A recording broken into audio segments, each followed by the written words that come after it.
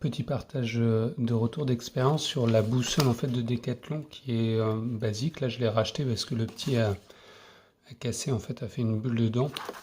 Et je me suis rappelé du coup au moment où je l'ai acheté que en fait il y avait une grosse problématique, c'est que la boussole quand on prend des azimuts a tendance en fait à être très glissante. Elle a en fait aucun patin à l'arrière, contrairement par exemple à cette Silva là qui elle a des petits ergots.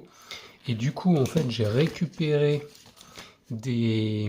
c'est les petits patins qu'on a dans les meubles Ikea qu'on monte et que j'ai collé en fait aux 4 points. Alors là, ils étaient pas très bien placés, mais il faut vraiment les mettre sur 4 angles, surtout pas en triangle, sinon ça va être instable.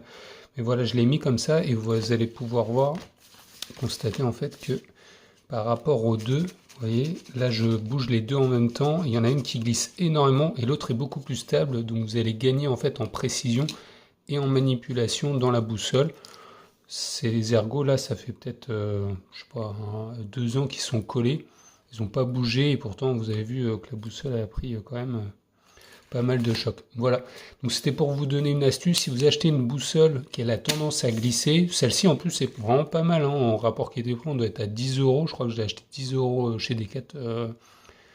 Et franchement, ça fait largement le job pour ce qu'on a. Le seul reproche que j'ai à lui faire, c'est qu'elle n'a pas du coup les grilles pour le calcul des coordonnées GPS.